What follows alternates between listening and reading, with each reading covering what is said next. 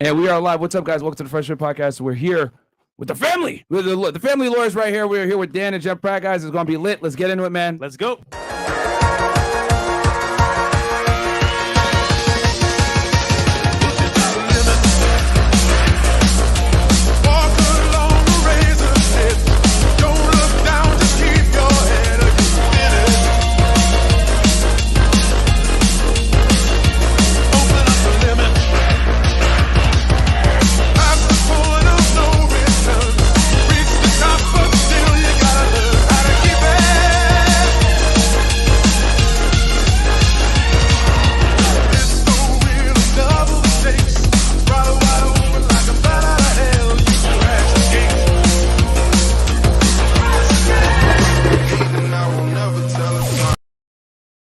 And we are back. What's up, guys? Welcome to the FreshandFit Podcast, man. Regular edition. So we're a little bit behind schedule, guys. So we're going to get right into it, man. Can you guys introduce yourself to the audience? We have a lot more subscribers than last time you guys were on. You guys weren't here since what? December? Late 2021? But welcome back. Like welcome September. back. Yeah. Thank you.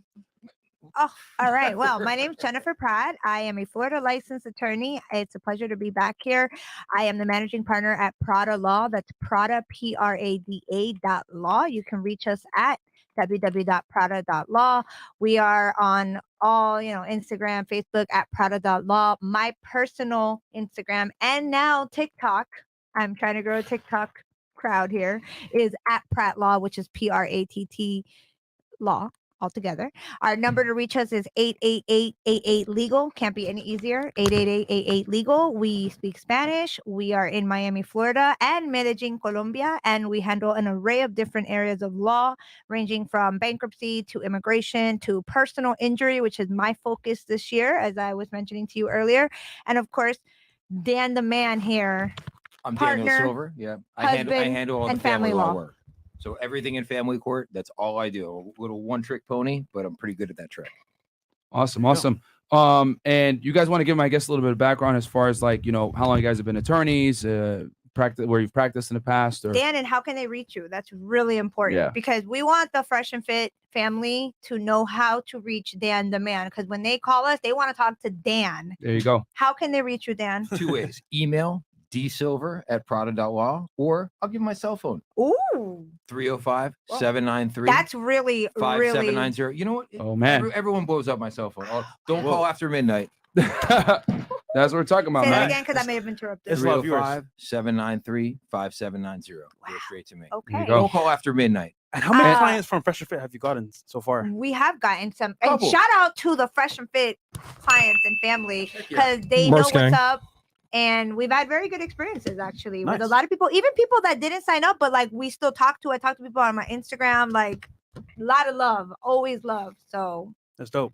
for sure, hit me up. Dan doesn't have an Instagram. We're working on that, but you can hit me up, and we're married. So you ask me a question, you're getting an answer from both of us. And we have a successful marriage because I'm not on social media. I'm There you not. go. I'm not on Instagram. Hey, oh, she's hot. Like. Oh, no. No, but She's Colombian. She'll stab me. okay, you know what? Let's not make those sort of Allegedly. allegations. Allegedly. But on the real, I think my cell phone's already started to blow up. Daniel. That might have been a mistake. Yeah, I don't know why you did that.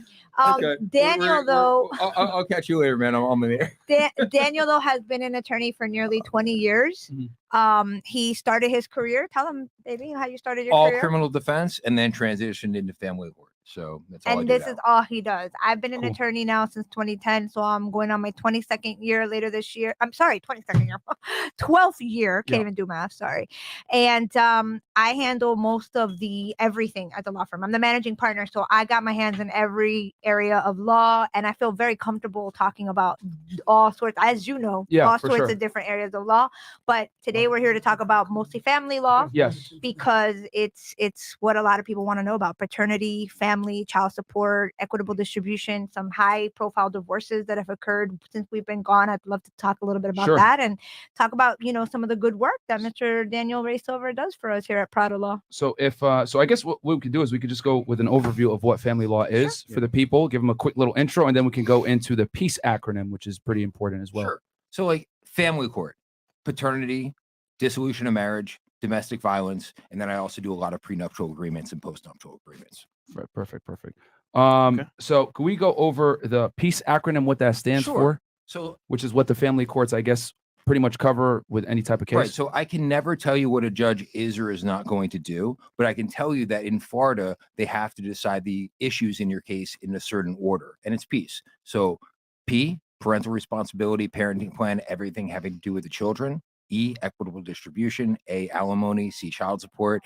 And E, everything else, which is attorney's fees. And I just realized that I think my phone's going to keep blowing up this entire show. Yeah. People going to call right now on air while we're It's all on air. good. It's all good. I love it. But I'm sorry, I can't take your phone calls right now, guys. Yeah. That would be awkward. Yes. But yeah, in Florida, the courts have to decide your issues in a certain marching order. So that's how we address the issues in the case. Okay. So I guess can we hit with each part? So I guess the first one is parenting plan. What would that be? I tell my clients, like, your husband, your wife, the judges don't care about you. All they care about is the kids. So a parenting plan is time sharing, parental responsibility, everything having to do with the minor children. That's what they do first. Next, E, equitable distribution. So you divide the marital assets and liabilities. You set aside the non-marital assets and liabilities. A, alimony. C, child support. E, everything else, which is 99% of the time attorney's fees. Attorney fees. Okay. Yeah. So is there anything else you want to cover on PEACE before we move on to No, I mean, that's pretty much the marching order. So like, when I write a settlement proposal or like I'm just addressing a case in court, we do things in that order. So, we're not going to talk about alimony before you divide the marital assets and liabilities, because, if someone gets a lot of money in equitable distribution, then they have less need for alimony and vice versa. Can you give an example, I guess, with how a case would go, like a typical divorce? Because, as you guys know, we have a mostly male audience. A lot of guys have been, the victims of divorce, gotten kind of cleaned out or whatever it may be, from maybe not having a prenuptial agreement in place or making a lot of money and their girlfriend or spouse or whatever didn't make anything. So how would a normal, I guess, divorce kind of go through? So you've got the PEACE acronym, and that's the way the judge is going to decide the issues in the case. But when you're talking about how the case goes, so you file a petition, you serve the wife or the mother. They have 20 days to respond. You have 45 days to exchange what's called mandatory disclosure. So you have to file a financial affidavit. You got to produce your bank statements, your credit card statements, your deeds, your agreements, tax returns. Basically, if it's not protected by attorney-client privilege or another like statutory privilege, like a psychotherapist patient or something like that, it's all fair game. So when you're filing for divorce or about to get in a court case, be very careful what you post on social media, because that's all admissible. Be very careful what you text your soon-to-be ex-wife. Be very careful what you put in on paper, because it's all discoverable. So 45 days, you exchange discovery. We go to mediation. And then if you don't settle at mediation, then you're going to a final hearing. Wow. God damn. And this financial affidavit that you mentioned, I'm assuming it's done under oath, right? So if you lie, I only got $1,000 to my name, but in reality, you got $1 million, hidden somewhere. Yeah, that's bad. You don't want to do that because you can be held in contempt of court. And if you file a fraudulent or false financial affidavit and you settle your case, and then years later your spouse finds out that you hid stuff or filed something, fraudulently, they can reopen the case. So you really got to be careful with the financial affidavit. It's like literally the most important document, because, a judge isn't going to know you, isn't going to know your wife, and like going to look at both financial affidavits, and in 2 minutes is going to get a financial snapshot of where you're at: income, taxes, deductions, monthly expenses, assets, liabilities, contingent assets, contingent liabilities. What's the difference between contingent assets? Like, let's say you have a pending personal injury case and you may get a settlement one day, or an inheritance, or you're getting sued. But yeah, sued, right? Regardless, it's something that may happen in the future that you know about, but isn't like 100%.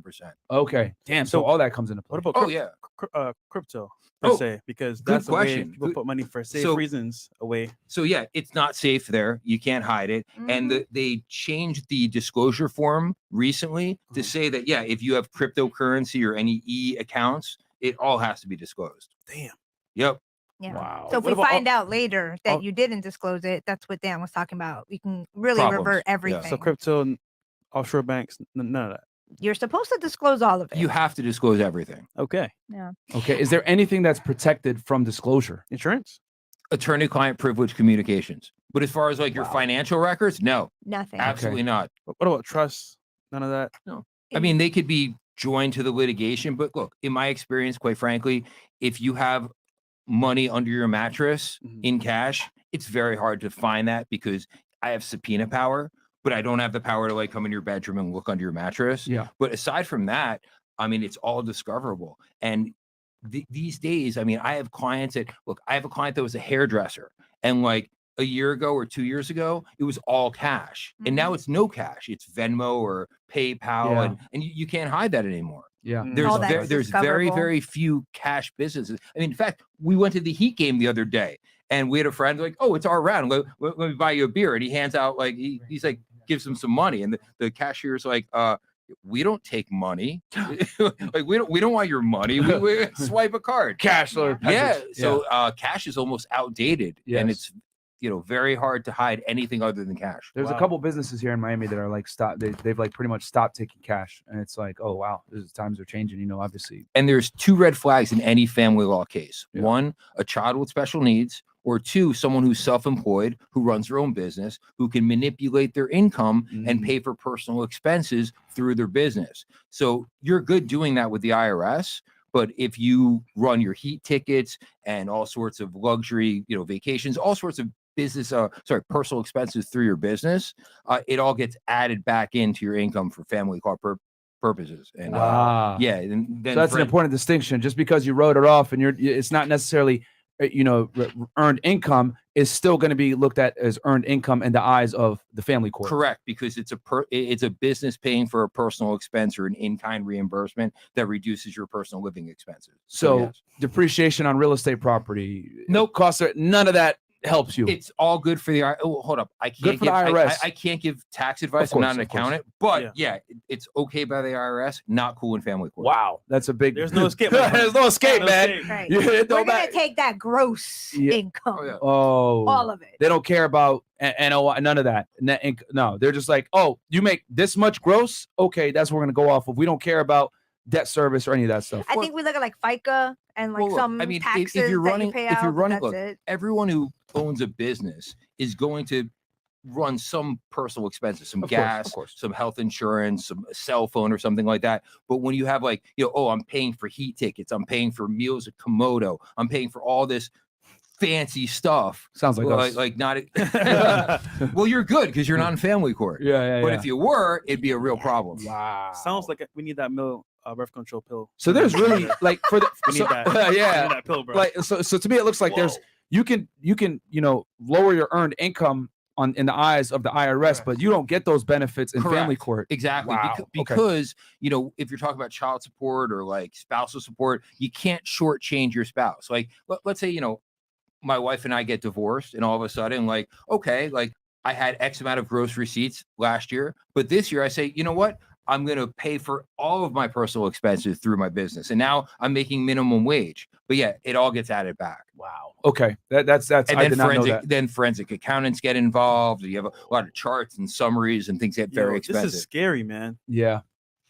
So your money isn't safe anywhere. Even like things that you would use to basically mitigate tax liability, it actually isn't going to help you with the family courts, which is crazy. I'm sorry, y'all. I ain't getting married again. Yeah. Not doing that again. Yeah, man. God damn. And remember, it doesn't have to just be marriage. It can be paternity cases too. Just for any purposes of trying to determining your income for child support purposes. Absolutely. The courts aren't going to let a child get shortchanged. Okay. And guys, don't worry. I'm going to read the chats here in a second. I just want to make sure we get as much content out there. And then just because for the purposes of, making sure that we can get as much content in as possible, guys, I'll read from this point forward. I'll read all the chats, but from this point forward, we're going to go 20 and up. Because obviously time is a little bit shorter, so we want to make sure y'all get the sauce. So okay, so we talked about intro and overview of family law, and we went over the acronym of peace, which is actually really cool. I wrote that down. You wanted to guys cover domestic violence, right? I do handle a lot of domestic violence cases. My background before I started doing family work was in criminal defense. So domestic violence it's quasi-criminal. It's civil in nature, but usually, look, if you punch a woman in the face, they're going to get a criminal battery charge. Of course. Oh, yeah, I got you. If you do that shit. Street Fighter. So there'll be a criminal case and a parallel, companion civil domestic violence injunction. And in family cases, there'll be a married couple and there's a domestic violence incident, they may have a child or two, and then an injunction is entered, and then, against, let's say, the father or the husband, and then the husband has to vacate the house and can't see the kid until a hearing. And that's going to be 8 to 10 weeks minimum. So they weaponize the domestic violence injunctions to kind of gain an edge in the family court, because now all of a sudden the guy's paying child support with no overnights and and constructively evicted from where he's living. Even if it's your house. We had a case where it was the guy's house. He owned it. It was a premarital asset and got kicked out of his own house. And even like, let's say you have a long-term marriage with a couple of kids and you own a premarital property. There's case law in Florida that says a court can award exclusive use and possession to a wife or mother of a premarital or non-marital property, which totally sucks if that's your non-marital property. Wow. They don't see it coming. Okay. Yeah. It has to be incidents to support. So, he has a support obligation rather than paying her directly. She's going to live at his house for free. Wow. Yeah. And he's evicted from his house, which totally sucks. That he owned prior to the relationship or the marriage. And there's no way to get her out. Well, eventually, so when someone files a domestic violence injunction, they basically have to write in the four corners of the document, like sufficient proof, legally sufficient evidence. And domestic violence, it's a low bar. I mean, it's an assault, a battery. That's it. An unlawful touching. It assaulted her on 4K. It could literally I got like you got 2,500 witnesses. No, I'm just kidding. I mean, look, at the end of the day, at trial, it may not be enough to sustain a permanent injunction. Yeah. But to get the temporary. Yes. And that's it. The temporary gets me out, gets me not seeing the babies, and gets her in my house. Because they're going to argue safety. So they're going to be able to expedite that process and then kind of figure out the after the dust settles later. And all they have to do is they write the allegations. A judge, without hearing any evidence, is just going to look at the four corners of the document and say, it's legally sufficient. Temporary injunction granted. Bam. And you're not going to get a hearing for 8 to 10 weeks. Wow. So you're saying I get a fight with my girlfriend or my wife. She's upset at me. Does this whole domestic abuse thing against me without even full evidence being shown. I can get like 8 weeks out of my You can house. get constructively evicted from your place. Absolutely. And not only that, they could do it ex parte, right? Where you're not even privy to it. Yes. Oh yeah. You don't get you don't get to be heard. They take the temporary the injunction, the temporary injunction is literally granted by just her sworn statement. Yeah. So it's like he hit me, he punched me, he committed false imprisonment or something. You just got to hit that bar, and then it's And for the audience out there, ex parte, guys, basically means like only one party is bringing it to the judge and the other party doesn't have a chance to kind of like tell their side of the story, which is, very obviously sucks because they can go do it behind your back. You don't even know what's happening. Mm-hmm. You don't get notified. And then they just show up. Hey, by the way, you got to get out your own crib, bro. The sheriff. And then bam. And then they take their toothbrush, take a couple of shirts and jackets. And So you cannot even see it coming, guys. Fellas, live for yourself, man. Don't you also have to give up your guns if you own any guns? Firearms or surrendered. If you own any firearms? Oh, yeah. Even if no firearms were involved in the alleged domestic violence dispute, you got to give up your firearms. Bruh. Is that like is this like the equivalent to a protective order or a restraining order or no? It's like a restraining order, like a stay away order. It's a civil domestic violence. So it'll be in like when I used to work in law enforcement, if you search someone's name, in there, right? That sometimes, if someone wants a warrant or whatever, but they also have protection orders in that thing as well. Will that show up in there? It's a stay away protection order. So it's the same thing. It will only show up on the public record after the temporary injunction is granted.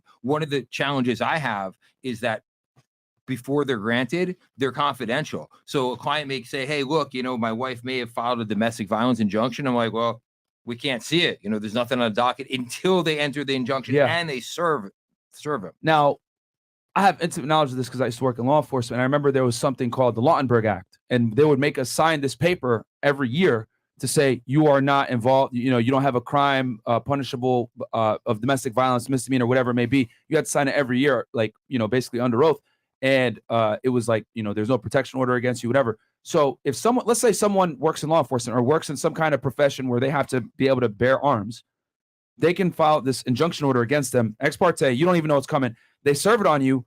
Does that pretty much put you now in a position where you can't even you could lose your job? You got a problem. Yeah. You got a real problem. Yeah. Because they don't even need evidence to do this. They could. Well, no, hold up. There is evidence. Okay. The evidence is the sworn, statement in the domestic violence injunction that said, he beat me, he Yeah. hit me, he false imprisoned me, he did some act But of they don't domestic verify violence. at that level yet, right? They're basically going off of her word. There's no testimony they taken, take no. it off the page. Wow. And here's the thing. These temporary injunctions are liberally granted because the last thing a judge wants to do is get one of these and deny it, and all of a sudden it ends Someone up dies. on the yeah, exactly. Basically. Yeah. Wow. Okay. So I will tell you that I also represent victims in domestic violence cases. Mhm. Anytime I'm involved in pursuing an injunction and we set it up, it's very rare that we're not going to get the injunction. yeah. Given I have to have a good faith basis, we're Of not course. going to sit here and lie. Yeah. But it's not that hard. Yeah. It's really That's not. scary.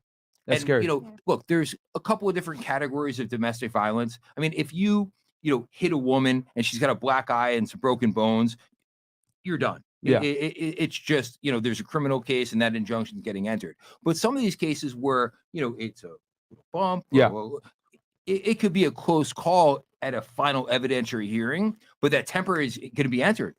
Or you know what else? Because we've also dealt with it here at our office is the cases where let's just say for purposes of this example, the man is involved in a domestic violence with his current wife or girlfriend, but he has children with a woman from either a previous relationship or a previous marriage. And now that woman is trying to use this new domestic violence situation that happened between him allegedly and his new girl or his new wife as a way to take the children away, the time sharing It's away leverage, yeah. from the man. So she can use his new relationship against him. It's an act of domestic violence. And let It's me in tell the you, in our statute. case, the allegations didn't even happen in front of the child. Like if it happened in front of the child, I could kind of I think we can all agree, like, yo, you beating on anybody in front of your children. Yes. Yeah. Okay, but in this particular case I'm talking about, the allegations didn't even happen in front of the children. And yet this individual person, this woman, was able to try to show the court, and the court's like, hey, I want to at least hear it. I want to see what this is about. So It's a very low threshold to get a temporary injunction. So I gotta ask, how does a guy kind of like counteract this, or he can't at all? How can he protect himself Okay. against this? Because I know that's what the Cell audience is phone- going to ask. Take out the cell phone, start Okay. recording, and be very, very vigilant in the fact that I am recording for Yeah. my personal safety. Yeah. And say it out loud. Yeah, because I mean, Florida, I know, is a two-party consent state. But that's it's a little. We're not talking about recording a phone call where like the other side may not have knowledge. Okay. I mean, you're literally in the middle of a verbal or physical dispute. Of course. And you're taking out your cell phone, Yeah. saying I'm recording to protect myself and to protect you. Yeah, of course. That's a little different. To play devil's advocate here, if you record, That's my job. they're going to change, right? They're going to be like, oh my God, dear, I love your shoes. Right? She's about to smack the shit out of you. I would never. I Some would never. people do, but some people don't. You'd be surprised. No, of Some people course, of get course. more hype. Yeah, they They're get more like, hype. But my thing is, like, some people that are Yeah. intelligent, not low IQ, they will definitely change their behavior because, like, oh, I'm being recorded now. So my thing is, can you surreptitiously record them? Good question. That's not- Well, no, because once That's you not legal. start recording, they Okay. change your behavior, but I then you're figured. good. Then you're good. That's and it kind of sucks because they're going to change their behavior if you record them overtly a lot of the times. But like, But you're not recording them overtly. You're recording them to their face. that's what I'm saying. Like, you're telling them, hey, I'm Yeah. recording you, but they're going to change their behavior. So I'm looking at it like, Great. if there's like, if you're trying to actually get evidence that, yo, this chick is crazy, you know what I'm saying? You would have to surreptitiously record, but it sucks because it's like, that's illegal technically in Florida, But at least. here's the thing. If you take out your cell phone and you start recording and like all of a sudden she goes from like, Tasmanian devil crazy to like cool, you've just protected yourself and you're not going to get a domestic violence injunction based on some crazy stuff. True, but what if you already have a court hearing? You got, a court proceeding going and you're trying to get the kids, Well, or that- you're well, trying to that's a prevent her little from taking the different. kids from you. That's what I'm saying. Because there's been a pattern. Because let's be honest, when people are arguing and fighting, it's never just like one isolated incident. It's probably been like a pattern of arguments and altercations, etc. And you're like, well, I know she's trying to take kids from me. Can I surreptitiously record to not only protect myself, but also to show, hey, this chick is crazy. She doesn't deserve sole custody of the children. I should get custody, but that could be considered illegal. Right? So first off, I mean, there's no serendipitously recording. You're Yeah, either can't recording do it, and putting them on notice or not. And I want to mention one other thing. You talk about custody. So in Florida, there's no more custody unless you're talking about like termination of parental rights and dependency court, and we're not going there. Like in divorce cases, there used to be, years and years ago. In fact, a long time ago, there used to be the tender years doctrine. So if you had a young kid, it was like just the tender years. It was just presumably better with the mother. That's all gone now. Now there's shared parental responsibility. Okay. There's no more custody. So there's no more primary residential parent or secondary residential parent. There's like the custody's kind of been abolished in Florida law. Does Florida essentially and other states, I guess, if you know, like automatically just presume 50-50 split from the rip? No. Florida law, I can't talk about other states because I'm not licensed there, but in Florida, it doesn't talk about equal, but the statute says both parents get continuing and frequent time sharing. So in my experience, look, if you're not father of the year and the court thinks that like, okay, the mom is like a better parent, dad's not getting anything less than every other weekend, Friday through Monday, and at least one overnight a week. That's the bare minimum. Bare minimum, unless you're talking about like, you know, psychological issues, serious drug addiction, or like some crazy stuff. But 5 overnights every 2 weeks is going to be about 35% of the time. Plus, you're going to get 2 weeks over the summer, half the holidays, and maybe like a little less than 40%. But that's like your worst. And that's case default, essentially. Well, I mean, the judges have a lot of discretion. But I'm just saying, in my experience, I would never have a client settle for any. I mean, the worst day in court is 5 overnights every 2 weeks. And, you know, 7 would be equal. 6 would be like splitting the baby. But if you have 6 overnights every 2 weeks, half the holidays and, you know, 2 weeks over the summer, you're going to end up with like 45% of the time. Not I'll chime equal, in about your recording real quick.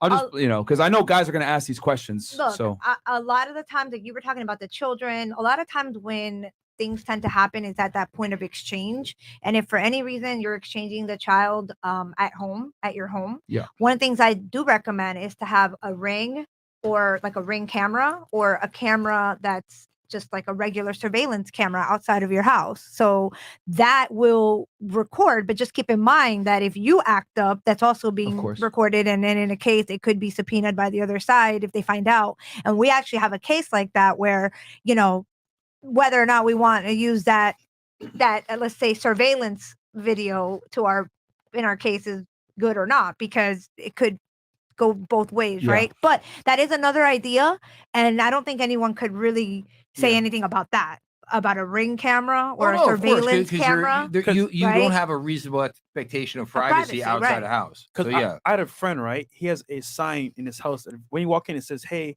when you enter, you're being recorded." And there's a camera. There's like cameras all over his house. So whatever happens, is he protected that way or no? We're not going over there. I don't like that. I mean, that's genius. Actually, it's not bad for family law purposes. Not bad. That's good then. I think he's on. If he is, I think he's good. I think he might be good. And like, do I have an expectation of privacy in someone else's home? I don't know about that. So I think that might be okay. That's a way out. I mean, that's a good way out. I mean, we've talked about it. Yeah. I mean, you guys might want to install some signs like that in here. Yeah. Well, we got our little waiver. We tell them that, you know what I'm saying? Like, we tell fuck Fab and Fit. Put me on Warstar. Yeah, we could do that as well, but we got the little waiver. All right, so we got 3,000 plus y'all in here. So like the video. Go guys, like the video. I'll read through these chats real quick. And if we got time, we'll do a Q&A at the end. Anthony Kasam, what you guys think about The View being canceled? People are waking up. Yeah, they be lying over there.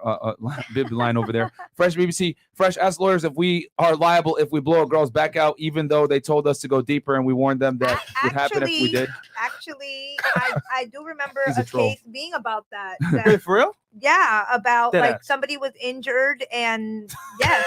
And I think in one of the cases somebody may have even passed away, guys, and it was like they were liable. I think so. If I'm gonna die early, that's how I'm going out. What the hell? Wait. Oh shit! You're telling me going deeper? Yeah, cause her to die. I think sounds consensual. She said go deeper. Consent. The defense is consent. So can you record? Bro, that is madness. No, don't record that. Bro. Or it's on a waiver. Anyway. Wow. Oh shit. Okay. Thanks, Fresh BBC, bringing us there. Okay. Karen Deep Singh, Chris, if that's a troll, that's the best troll ever. Yeah, and it's a pitch black too. Fresh's penis apparently. What the hell, bro? Wow. Okay, we got Karen Deep Singh. Chris, you're a Turabel, Fortnite, less FNF. Okay, I'm down 10 pounds, no more being fat 2022. We have Steel Valley Kicks. Hey, shout out to you, bro. Like I said, being fat is unacceptable, so I'm glad you're losing weight. Jetpack 5674. Yeah, we had a whole discussion about that part to the show. Went to a Muslim wife in Dubai as a devout man myself, but even girls there have multiple partners, do zina and drink on weekends. I don't know what to do. Hey, man, it happens, my friend. You got to find the right one. I can't give legal advice in Dubai. I wish I could.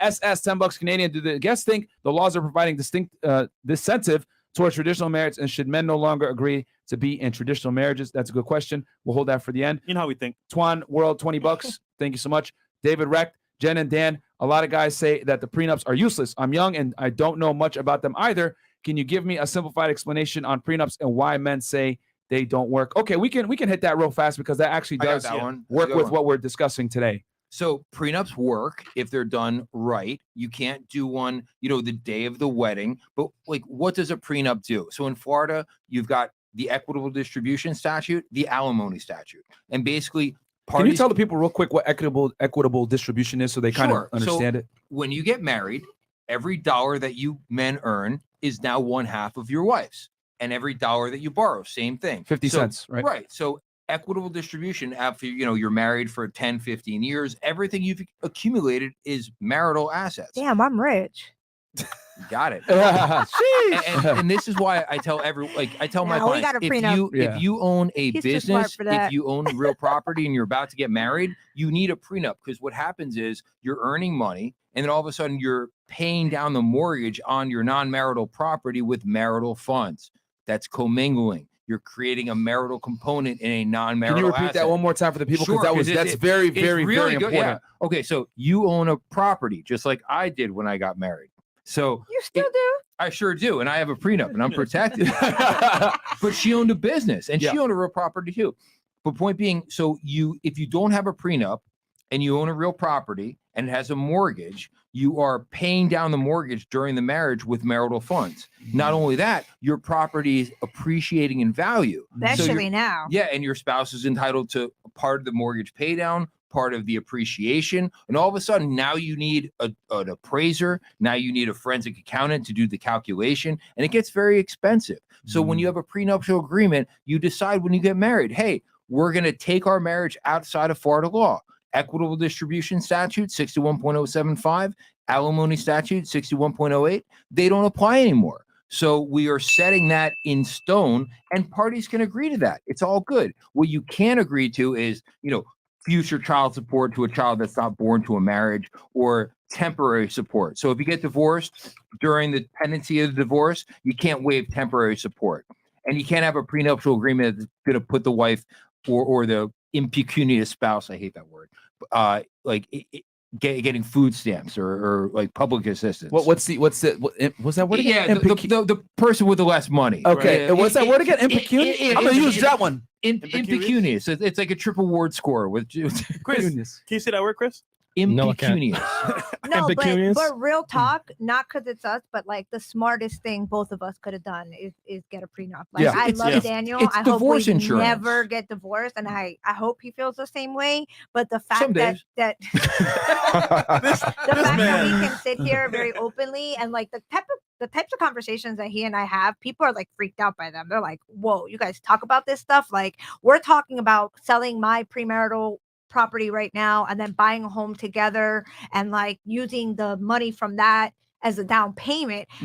By me doing that, I'm converting my premarital asset, like my home that I had before I married him, that I bought with my hard-earned money, into a married asset now, right? Into now a married asset. So like, what is he gonna give me in return, or what does that mean? And all the like people get weirded out by this kind of stuff. But here's what I think. I think if you're not ready to have those kinds of conversation with whatever woman or man you're with, then you're not ready to get married.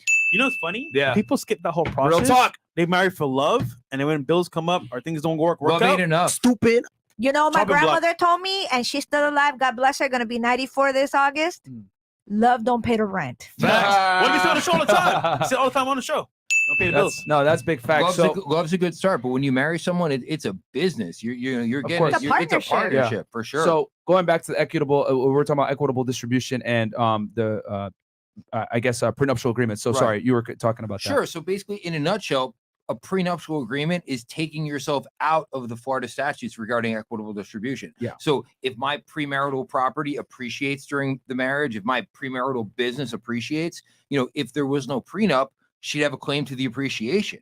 But now with the prenup, no claim. And my separate earnings, her separate earnings are all separate. Mm-hmm. So, decide what we may put it in like a joint account for like joint expenses or some little stuff. But point being, it's divorce insurance, because you're not going to have, calculations of appreciation and calculations of, basically equitable distribution if you have a prenuptial agreement. Yeah. So they do sign up, they do stand up, but there needs to be full and fair financial disclosure, and you can't sign it like the day before the wedding. Yeah, Right. because a lot of people, big criticism on prenuptial agreements is, oh, they're not worth the paper they're written on, blah, blah, blah. And my thing is well, is it really useless, or is it that people just poorly plan it? And you mentioned, you can't do it the day before the wedding because there's duress there. People think they're smart. They're like, okay, so like the day of the wedding, the wife's, all the families here from out of town. Everyone's wearing the bridesmaid's gown and this and that. And then the husband says, oh, you got to sign this right here and now. Otherwise I ain't getting married. And you tell everyone to go home. No, that's duress. There's an NBA player that told a story about that, Steven Jackson, where the day of she went for months not trying to sign a prenup. And then the day of the wedding, he said, I'm not doing it. In fact, and then she came to him crying, saying, no, I'll sign it. He said, no. The Dr. Dre prenup, there were allegations from the wife that basically he did that like the same day of the wedding. Oh, really? Is that why he didn't stand and she killed him and took all his money? No. She did not kill him. Actually, she didn't. She only got 100 million, of which it was 50 million. She could actually. I wrote about this all on my page. So it was actually because of the prenup that I think her attorneys finally said, look, we're not going to beat this in court, because it was never tried. They never tried the prenup. They settled. Okay. That's a big difference. And I think part of why her attorneys finally said, after they made a crap load of money, they said, you got to just settle this. I think he was. Can you clarify what she was seeking versus what she actually got then? Because I think there's misinformation on that. So she was seeking half of what his worth is. And I believe, and again, this was a few months ago, he's worth almost like $1 billion. Beats by Dre. Right? So let's just say for math purposes, $1 billion, she got 100 million. And it was paid in 50 and 50, or going to be paid $150 million payment. 2018 was 800 million. And that's 2018. So he was probably close to the billion mark that you're talking about. So when they were going through this last year. So understand, if they hadn't had this prenup, especially, and I'm not licensed in California, but I know they're a community. California's way different over than there, Florida. It's 50-50, like for sure, right? Yeah. So she would have been entitled to like $400 extra million that he got to walk away with. Damn. I understand the media made it seem like he got really murdered, bad. And I know he got the aneurysm, and God bless him, and God bless that family, because at one point they obviously loved each other and they had babies or whatever. They had a loving relationship, and so it sucks that it got to that point. Mm-hmm. I will tell you this: I think a lot of times it's the lawyers. They get real greedy. Mm-hmm. They get, because they want that lawyer money. They want the attorney fees being paid by Dr. Dre. I'm not going to lie. You come to me, Dr. Dre, like, man, I'm like, all right, let's do this. I know I'm going to get paid, right? So I understand that concept, but all in all, 100 million compared to like 400, 500 that she may have gotten. Okay. I get it. It's still a lot of money. But it's a W. It's going to go way more. Another case that I profiled in the last few months was the Kelly Clarkson case, the American Idol girl. Yeah. She had to pay money to her guy, right? And a lot of people said, because again, you don't know, but I'm reading the stuff. I'm looking at it, and people say, oh my God, she's paying all this money. Honey, it would have been worse. She got away with what she got away with because they had a prenuptial agreement, and that one they did try, and that one was upheld. You know who else's prenup was upheld? My boy, Robert De Niro. My boy. He tried it. It went to trial. So they don't always go to trial, but in this case, he tried it, got upheld, and because of that, I don't remember the specifics now, but it was like night and day different. Again, a lot of money for us common folks, but not a whole lot of money in the grand scheme of things. So his wife tried to get the money from Robert De Niro. Robert De Niro's wife. I don't know who filed for divorce there, but the prenup is what helped them. Wow. Gotcha. So when people say prenups aren't worth it, I cold-heartedly, vehemently disagree. And if you're already married, you can enter into a post-nuptial agreement, equally as enforceable and equally as valid. It is a prenuptial agreement, but just signed in Florida after marriage in Florida. So we can gather well-laid-out prenups can hold their ground. Absolutely. All day. And I'm glad that we're having this discussion, because you look in the media, oh my God, you have to pay 100 million. But when you actually look at the entirety of the circumstance, like, hey, he would have paid far more had he not had it, because these guys have a lot of money. Half of what he accumulated during the marriage. He accumulated, I think that's a W. 100 million versus paying 500 million or 400 million. That's a big fucking difference. Absolutely. And I'll add this, since we're talking about like. And in the Kelly Clarkson case, it was a guy getting the money. I know you guys like that. Yeah. That was pretty cool. Sorry. So Florida is a very easy state to get divorced. Like, I can't give you legal advice in California or New York, but I can tell you there are states with fault, states with, like in Florida, one person marriage is irretrievably broken, you get divorced. it's very easy to get divorced. In fact, people do divorce planning to like, oh, I'm going to rent a condo and like, be here for 6 months in one day. And now I'm a Florida resident and now I'm going to file for divorce here. Oh, we giving them ideas. You could. There you go. So okay, so we talked about I guess the prenup. So where do people mess up? So you could name some of the things we talked about. They try to do it Same too day. close to the wedding. There might They be don't provide full and fair financial disclosure. They try and hide stuff. There you That's go. a big no. like the crypto example we talked about. Sure. Because Yeah, you have to fill out, I'm sure, a financial affidavit when you do the prenuptial agreement as well, right? And a financial disclosure. It's a Disclosure. little different than a financial affidavit, but Okay. yes, you do. Still under oath and And stuff. I'll tell you, I represented a man against his wife. They did a postnuptial agreement. They signed it about a week and a half before she got $150,000 bonus, and she remember that misrepresented one. her income. The jeweler, right? The jeweler. Yeah. Yes, Uh-oh. yes, but yeah, we got him an Good awesome memory. settlement. And I'll tell you, it is very rare in a family case where there's a pot of gold waiting for you in the courtroom. Yeah. I tell people, like, in divorce cases, there's no winning. There's varying degrees of losing. Yeah. But for that client, well, he was with the intact postnuptial agreement. Let's just say he'd get next to nothing. Mhm. When we invalidated that and put her, feet to the fire, I mean, he was looking at getting like over $500,000. Damn. And we settled for a little less than that. But See, that was another one where it was not tried. Sorry, it was not Not tried. tried. It Settled. was settled. Okay. Again, power of the Oh, we had prenup. leverage. Oh, we had Power leverage. of the prenup. Yeah. So for postnuptial, right? Let's say you're a real estate investor, right? And you have properties or whatever, and I may or may not be talking about myself. Not that I'm going to get married anyway, but I'm just playing devil's You're advocate just having here. kids all over the world, right? Potentially. Okay. Allegedly. Haram. So I don't have any kids, guys. They're messing with me. So, and you have We saw these- photos. Yeah. They may have been photoshopped her. Maybe not. We don't know. Go ahead. Go ahead. Go ahead. So you have Sorry. these properties or whatever. You get in a relationship with a girl, and then you continue to accumulate wealth and purchase properties while you're in the relationship. As you're, I guess, procuring property and building your wealth, can you basically every single time you're about to buy a new asset, hey, I don't want this to be a marital as well. I don't want this commingled. Can you basically do that So every step if during you- of the so marriage? it's an interesting question because you're talking about I'm already married and then we're going to do a postnup.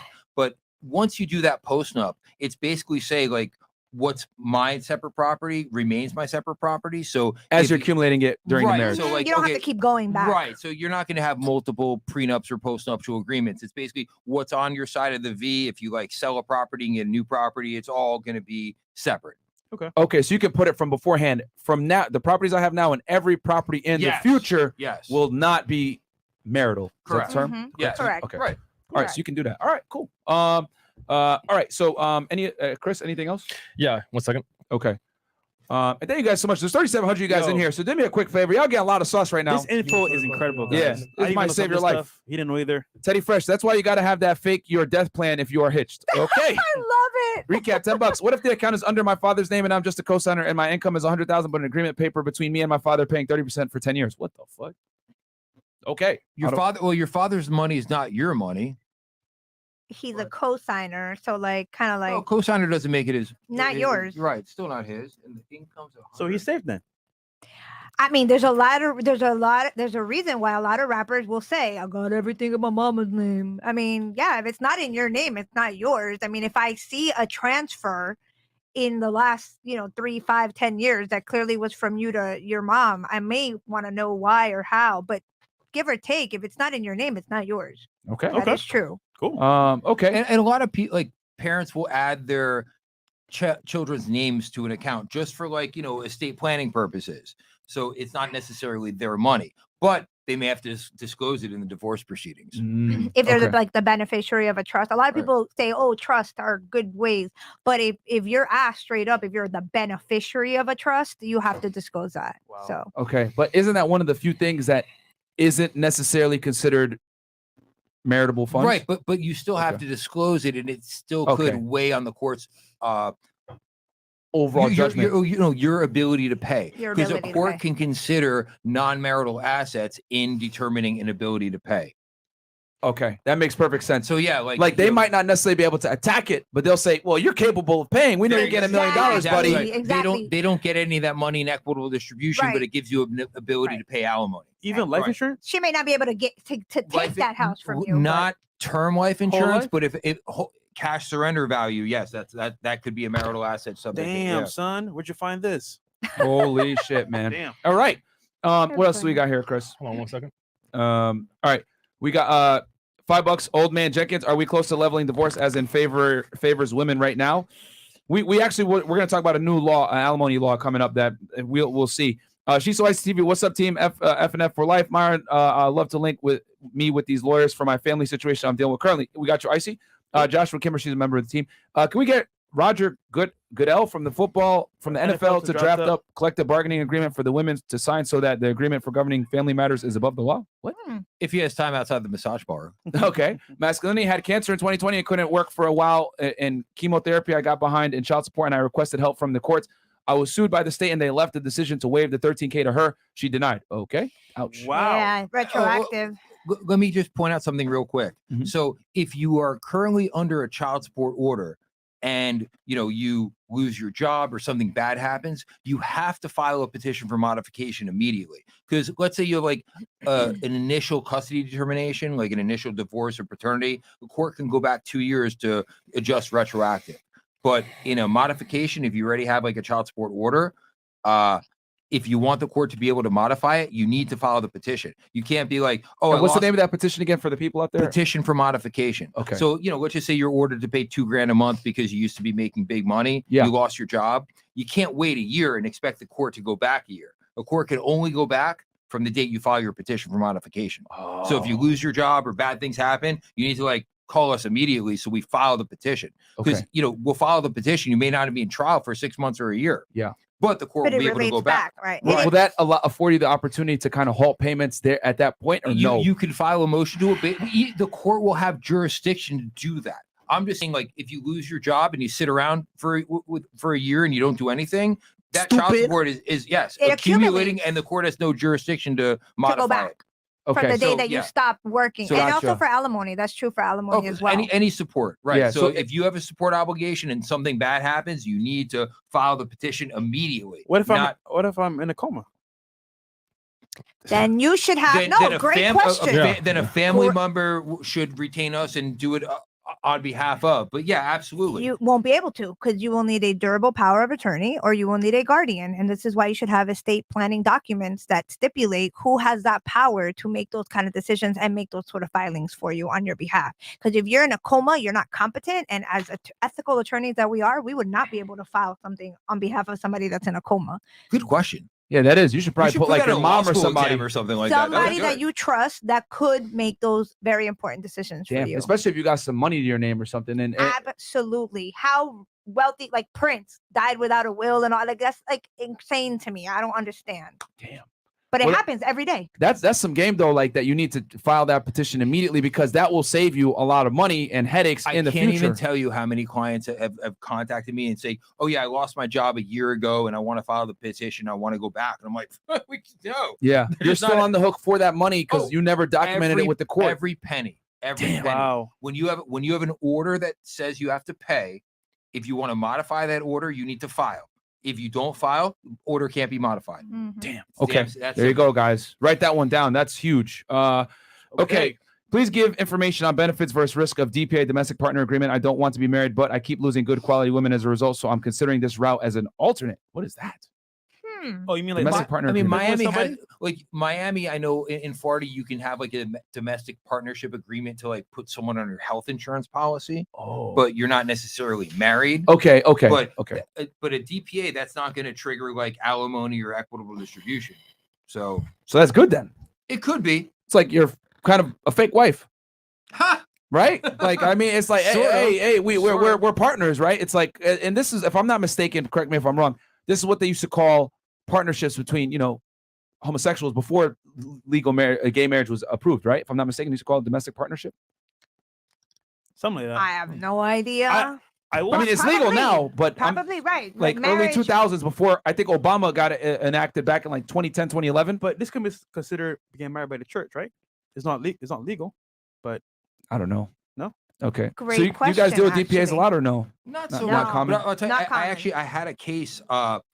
These people got married in New York in a Jewish wedding ceremony, but never went to the clerk of court or to get their marriage license. Oh. But the court still found it was legitimate marriage under New York law. In Florida law, it wouldn't have been that case. Okay. But you just have to be very careful when you get married. I have a question about that. So I someone like mentioned that there was this guy that married this chick. It was obvious that she married him for the money, whatever. And unbeknown to her, he went to the Dominican Republic and filed for a divorce. I heard about it, and like years ago, it was like a long time. Yeah. I heard it's some old guy. Yeah, an old dude, some dude that had a lot of money. I read something about he died. She tried to get the money out, and basically they're like, "Oh no, we can't because our guys are actually divorced." And he basically did the thing we discussed before with ex parte in the DR without her knowledge. I feel like I read about that in Yahoo News, and like I'm not prepared to like give it a legal opinion on that. But have you seen that before? No, I haven't. I haven't seen that before, but we have divorced people that we've never served the other party. We've done that dozens and dozens of times. It's called divorce by publication, which means that if I'm married to Dan and I, under oath, and this is in Florida at least, fill out an affidavit that says, I don't know where Daniel Silver is. And I have done, and the affidavit is sort of standard. So it tells you, like, you have to check the post office. You have to ask his family members. You have to, a list of things that it's almost standard. If I check everything off and I sign it and then I give it to my lawyer as your lawyer, like, okay, so you really don't know where your husband is. Exhausted all options. Don't. Then we publish it in a newspaper that nobody reads, and this is just the truth. This is just the truth. I didn't make this up. This is what the law is. And a few weeks, months later, you're divorced. Now, the court, and correct me if I'm wrong here, counselor, will retain jurisdiction for like children's issues, right? Because this is technically like a default final judgment. If you're talking about a divorce by publication, yes, all the court could do is say like, poof, you're divorced. Can't do equitable distribution, can't do alimony or support issues, can't determine best interest of the children. That can always be reopened. And as a young lawyer, I remember trying to put that in the order, not knowing. And like I had a judge, very experienced veteran judge, and she just looked me in court and she was like, yeah, no.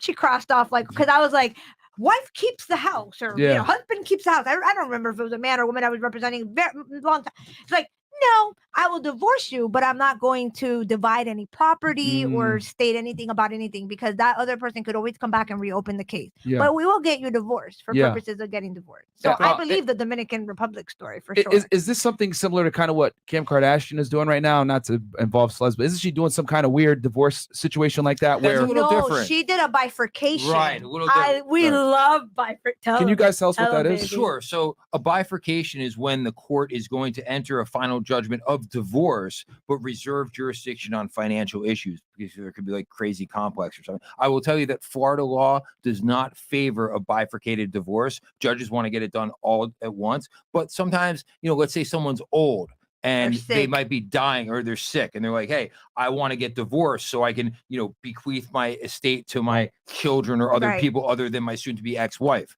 So a court in that case, you need to have good cause to bifurcate a divorce. But that's what's going on in Kimmy's case. Okay. And she basically, like, her. Is she arguing that like Kanye's crazy or something like that? Is that like her grounds for doing it that way? Because he refuses to divorce her? I don't know how she got. Look, it's in California, I believe. I don't know under what ground she was able to get it, because they're both in good health. They're both young. Unless it's the whole, this is so complex and this has been dragging for so long, let me just get divorced first and then we'll deal with the from what I understand, he's refusing to sign any type of divorce paperwork because he's afraid that it's going to limit his ability to. But I think I think they already got divorced. I think they're divorced as of right now. Yes, the it's court just did grant the property issues now. Right. Okay. Because there's a prenup and he's challenging it, and that's right. Last minute he challenged the prenup. It's kind of stupid. Wow. Okay. He did challenge the prenup to try to drag it, not because he really, wants to challenge it. He just wanted to kind of potentially mess with her. Drag it a bit longer. Drag it a little bit, yeah. I think he's just a little butthurt over the Pete Davidson thing. You mean Skeet? Skeet. Jay, if someone is married in communion and a partner passes away, but the survivor bought the property prior to marriage, are the remaining descendants, kids, eligible to payment/stocks and said property? Okay, if somebody is married in communion and a partner passes away, but the survivor, prior to the marriage, are the remaining Oh, okay. So the dead person's kids eligible? Yeah, pretty much. Sounds like a Okay, trust in a I see state's what you're attorney. saying. No. Well, look, I see what you're saying. Assuming there's no estate documents, and this is just por encimita, that means a little bit above here, real quick. If you have minor children and it's homestead property, you cannot you can't leave them on the streets. What's a homestead property? But a homestead is like your primary residence okay, here in Florida. Okay. But it gets really interesting when it's children from another marriage. So basically, this is a fully huge loaded question that I would much rather like answer you. Like, hit me up Call at the Pet firm. Law. All right. Yeah, or call Got me. you. OX1125. If the biological father gains 50-50 custody, is the mother still entitled to child support? Great question. It depends on her income, the father's income. Whoever's let more incubious. You're almost there. Almost. You're almost there. How does it go again? It's impecunious. impecunious. Yeah, but look, child support is a formula. So you look at, so now you have equal time sharing as far as overnights, but there's still going to be, both parties' incomes, the cost of the child's health insurance, daycare, but it's a formula. So I have divorce power analyzer and I can run that scenario and we run the incomes and, child support statutory. So it is what it is. But to answer your question, yes, if the father's making a bunch of money and the mother's not, the mother's still entitled to child support. Yes. And I'll talk to you real quick about Black China. She was in the headlines recently because she was like, Rob I had to Kardashian. give up my 3 cars. And then they were like, why would we pay you child support? We see our kids like Monday through Saturday or some crazy amount of hours and days. And we pay for this and this and this and this.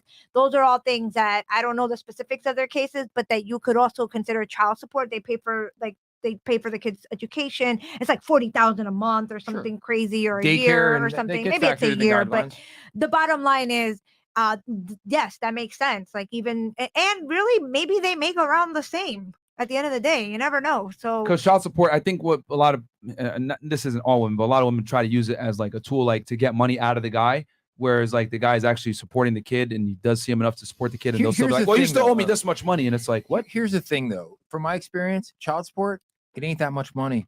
It's not. Alimony can be very chunky. Alimony, you could be parting with a large percentage of your income. Plus, alimony and child support combined can be very, that's very what kills chunky. people. But I'll tell you, I'm representing a mother where the dad is an NFL player and he's making millions of dollars a year. And the child support is like $5-6 grand.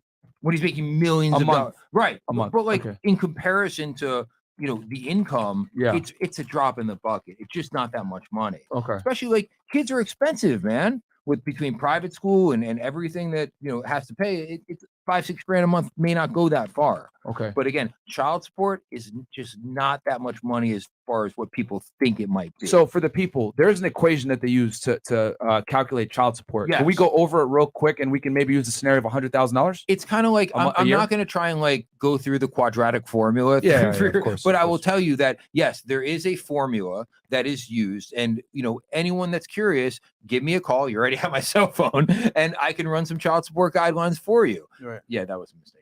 But basically, you're going to look at her income, your income, overnights, the number of overnights. That's why it Daycare, is health important insurance. to have time with your child, overnight time, not just for the child support, but because you really want to build a relationship with your child. Of course. And then, of course, who pays for health insurance, who pays for daycare if they're at the daycare level. And then it's somewhat of a complex formula, so complex that there's but these are program. pertinent factors, right? Night plug that overnights, in, okay. I'm not good at math, so I just use the program. and it comes out, and it tells you what the monthly obligation is, and it tells you what the pro rata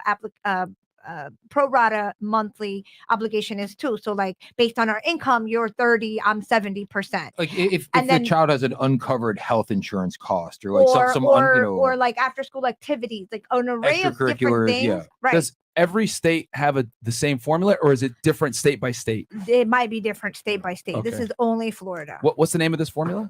It's child just a support child support guideline. Just child support. If you could Google, and there are child support guideline worksheets online, and if you're really good, better than us at math and all this and that, you could probably figure it out. So I can see why you can't give a concrete answer, because there's so many factors that go in with how often you have the kid overnight, paying for child care. If you tell me this is the overnights, this is my income, this is Right. your Then you can plug it in. Plug it in, and right. it'll be within $5 anywhere with the state of Florida. Where alimony, it could be like a crapshoot.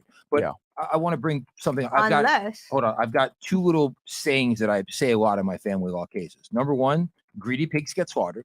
And number Greedy, two, greedy what? Pigs? greedy pigs Okay. get slaughtered. Okay. And number two, is the juice worth the squeeze? Okay. And when we're talking about child support, it's like, hey, do you want to spend, $10,000 or $15,000 on this child support case fighting over $500 or $600 a month? That doesn't make any sense. Yeah. It's bad business. I mean, if a client's going to come to me and say like, okay, I've got this case and, I don't want to take $10,000 from someone if I'm not going to get them that back in value. Yeah. You know? At least, right? Break even exactly, or something. Exactly. Yeah. It's like you're going to take, I'll take 10 grand from you and all of a sudden like save you $1,000 in child support. That's bad business. Yeah. Yeah. That makes me a schmuck. Yeah. So, we run guidelines at the beginning of the case to say, hey, like, this is what we're fighting about. Because some attorneys, they'll let a case go on for months before running guidelines. And then all of a sudden the client's like, wait, I've spent how much money fighting over what in child support? Doesn't make any sense. So right away, I'm like, look, if this is kind of the range of the child support between like $800, $900, $1,000 a month, like, let's not spend 10 grand arguing out over it. Understandable. Okay. Recap $20. We had, can we show that one? Let me clarify. I have 3 businesses as S Corp, and every quarter distribution goes to my father's account and me only as a cosigner. Will this get me off the hook? And that's from before. But they're your businesses. Yeah. The distribution is going to your father, who's Sounds presumably funky. a partner. You need to hit them up, man, because and this is the thing, guys. They can't like necessarily give you like concrete answers right here, right now, because they need to have a bunch of different facts. One little fact, guys, can change the whole outcome. This is true, but I'll tell you what, in that scenario, if that's the case, if you're in a divorce case, your dad could get joined as a party and that business could get joined as a party. So you may want to keep your dad out of your family business. Oh, shit. Wow. All right. Diana Firpo, $50. How does, and you said that earlier, right? What is it? Greedy pigs get slaughtered? Yeah. Okay. Diana Firpo, $50. How does a living trust protect your home in a marriage/divorce? My home is paid off and in a living trust, wondering if it's safe. Love Fresh and Fit. Was the home purchased prior to the marriage and was the trust established prior to the marriage? Because I've had cases where, a trust is just like a corporation. You can join the trust to the litigation because let's just say, you get married and then, a year after your marriage, you put all this stuff in the trust. But if it's marital, the wife's going to have a claim to whatever in the trust. So it's not just, it's kind of like, a Swiss bank account. Okay, like you might be protected from certain things, but not the wife's interest if it's marital funds. Bam. Okay. DL Saint, I really want to know podcast. Great show. Keep leading from the front, gentlemen. Thank you so much, DL Saint. We appreciate it. I'll give you Don DeMarco too. So okay, so we're good, Chris, right? Yeah, we good. Caught up. Okay, so we covered prenuptial agreements pretty extensively. Alimony. We touched on it a little bit. I knew I know, Jen, you want to talk about, there's a new alimony reform bill with the governor right now. And also alimony in general is fairly ambiguous. Right. So you guys want to break it down for people what alimony let me is? just say that for the past almost 7-8 years, there's always been an alimony reform bill. There's always been something in the legislature, but it just has never passed. Yeah. Like literally 5 years ago, I was literally presenting on the new alimony bill. But in a nutshell, courts have a lot of discretion when it comes to alimony. Yeah. You could have, the same set of facts before 10 different judges in the state of Florida get 10 different results, and they're all going to be affirmed on appeal because the judges have discretion. This new bill, it's talking about doing like a formula, like kind of like child support to calculate alimony.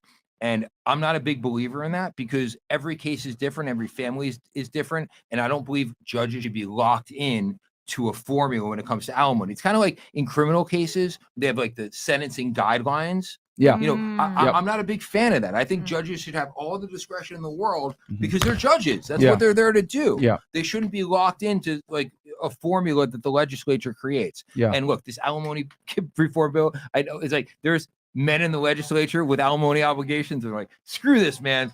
We need to reform this because I got screwed. Now, can you break it? Because there seems to be, especially on this side of the internet, a lot of points of contention with what alimony really is. Some people say, well, she was living her life at this point. She marries you. And now you're responsible for holding it at this level. Some people say it's to make sure that she's not impecunious, right? That she's not on food stamps after. Needs and necessities. That's what alimony is designed for, not to equalize incomes. And look, standard of living is one factor. It's not a super factor. Okay. And there's case law that says, when two people are living in the same house and at this standard of living, when they get divorced, standard of living is going down. Okay. That's it. Okay. But, there's alimony is specifically designed to make sure that the impecunious spouse has I their love it. needs and necessities paid for. Okay. And here's another And I think tidbit. the important thing is to say needs and necessities, Yes. not wants, right? Needs and necessities, But it's not, very not state by luxury state. stuff. And there's no savings component to alimony. So if a wife or someone's receiving alimony over the course of 2 or 3 years, Yeah. let's just say they're receiving $3,000 a month, and after 3 years they've been able to save 30 grand. Well, that husband or ex-husband's overpaying. You're not supposed to be able to save any money from the alimony that you're paying. Okay. There's no savings component to alimony. Okay. And guys, just keep in mind that we're talking about Florida specifically here. Obviously, family law is going to change and vary depending on where you are. I know we got a lot of international viewers from Great Britain, Canada. You guys are tuning in. So, I mean, it's interesting to see how it works in Florida, but obviously, you're going to have to consult with your family attorney wherever you are to get the most practical and best and I guess most accurate advice for your situation. But that's interesting. I did not know that. So I guess at least with Florida, she shouldn't be saving them alimony checks. Correct. Every dollar that's being paid in alimony should be going to the needs and necessities, the gas, the food, the rent. Is there a way to check and balance it though? Not unless you file for modification. Because once you file a modification case, then you get the bank statements and discovery and all of this. So that's you're right. It's very challenging. The modification we discussed earlier when your income situation changes. Right. You need some sort of substantial change in circumstance to warrant a modification of alimony. And then you start to get her stuff. Yeah. Because you're right. How are you going to know that this, spouse is like saving money? You're not going to know. You're not going to know. But it could come up in discovery. Okay, so theoretically, you guys make good points. Because I'm like thinking for the people here. Yeah, I'm thinking like theoretically here. Like if you're a guy, if you're like a guy, right, and you're like you feel like you're overpaying your chick, right, and you're like, you know what, man, I bought another property, my incomes went up substantially. I want to file a petition to change. I don't know what we were talking about before. But now right? your income. No. You want your income to go down. It's got to go down. Right. All right. Let's say I sell a property then, and I'm losing. Your income goes up. You can't do nothing. All right. Let's say my income goes down. Right. I sell a real estate property, and I'm no longer getting that cash flow. Right. Hey, I need to file this petition. File it now. I get access to her financials. Yes. And if through discovery, and now I inadvertently discover that she's been saving my goddamn alimony money. Then That's we can basis for modification. Absolutely. Bam. Maybe not for termination, but for a reduction. Okay. That's good. All right. That's cool. Okay. With a lot of sauce on this show. I know that it's like a maybe, but like Dan said, it's a huge deal that we might have a formula for once now, whether yes, that's a new reform, right? If it passes, if the governor doesn't veto it. Okay. But another thing that I think is interesting about that bill too is that they squeezed in that there will be a 50-50 presumption. I think your viewers want to know that with children. Okay. In other words, now judges, instead of thinking best interest of the child, are going to walk in and say the child should be with Jennifer and Daniel 50-50, no matter what. And then from there, we start scaling down. Can you explain? That's profound. Can you explain the difference between best interest of the child versus this is the best interest of the child? Right. Yeah. Well, the best interest of the child could be that they should be 90% of the time with Daniel, because Daniel's just a better father. It's just in the best interest. He's the one that gives them the piano lessons, the guitar lessons. He takes them to tennis, and mom's over here just no good. Whatever I should be writing this down. Right? Yeah. Like that's the best interest. Whereas if they change this and this doesn't get vetoed, when we walk into court, it doesn't matter that Jennifer hasn't been to any medical appointments with the kids. It doesn't matter that Jennifer's never taken the kid to a tennis lesson. It doesn't matter that she's never shown up to one show ever of the kids. I don't know, Showtime or whatever. Yeah. The court has to start now at 50-50. At 50-50. And now you got to convince me why I should take the 50-50 away from this man or this woman. Bam. And I like that because it's more fair. As a breadwinner, as a man, let's be honest, like you're not going to have a lot of the time. You're at a disadvantage when you come in with the first. I agree. The former, because you're a breadwinner. So you might not necessarily have the time to spend it with the kid. And then the mom can go into court and be like, well, he's a terrible dad. He never takes him to Little League. He's always working other stuff. He's always working, blah, blah, blah. And Dan, we've had cases like that where they walked in and they're like, we take the kid to the whatever, what case I'm talking about. That was then and this is now, okay, like we both had our roles during the marriage. But it affected that hearing. But here, to me, judges should have all the discretion in the world because there's no one size fits all for Florida families. Every family is different. And judges should not be on the bench to rubber stamp what the legislature puts in place. Judges are hearing from the individual families to determine what's in the kid's best interest. So, you know, if dad during the marriage happened to, you know, work full time and late nights and weekends, but after the divorce is fully around and there, I mean, there shouldn't be a default. The judges should hear. I get it. But isn't it better to start at 50-50 at least as a starting point, though?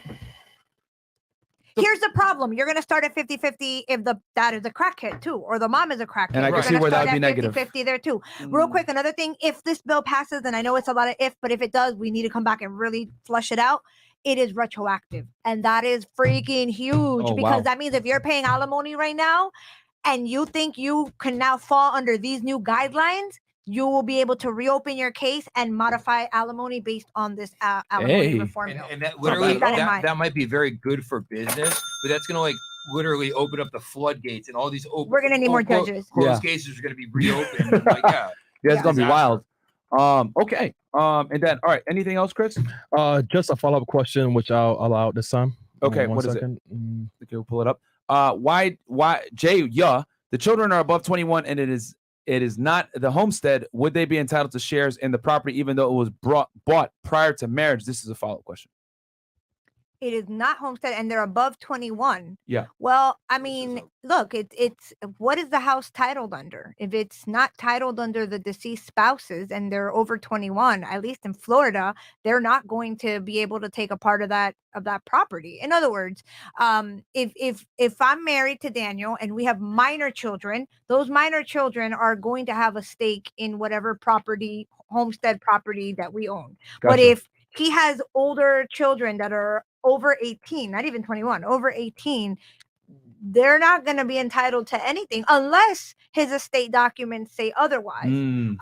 But even so, if it's not titled in the it's titled in us and he dies and it's like, for example, rights of survivorship, it's mine. Yeah. Like, so it all really depends how the property's titled and what your estate documents say. Yeah. Is my opinion. And that's why, they gave you kind of like a basis there, but definitely go talk with an attorney in your area. I see that looks like a British pound right there. So definitely go talk with a lawyer in your area. Jay Fabulous, NJ, I think that's the last one here. Ask about palimony. Many men don't know about this topic either. Man, I've heard this term. Yeah. Palimony, what is that? I think it's something like along the lines of you got to continue to pay your girlfriend's rent or something like that. I think like you've lived Blue Jazz for some amount of years. Yeah, Blue Jazz mentioned this crap. Palimony. Not in Florida. Not in Florida? Okay, it doesn't exist. Never get married. You're good. No common law marriage here. Sheesh. Okay.